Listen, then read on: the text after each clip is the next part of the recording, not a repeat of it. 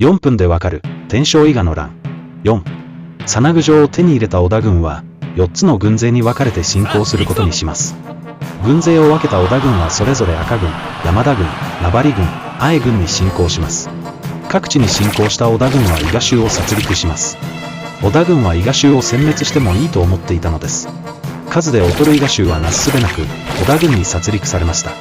大和の国に逃亡を試みる伊賀州もいましたが、織田軍が逃がすはずありません。純系の軍勢が追いかけ、徹底的に殺戮されました。こうして信雄は2年前のリベンジを果たすことができました。この戦いで伊賀の国の人口の約3分の1が亡くなったと言われています。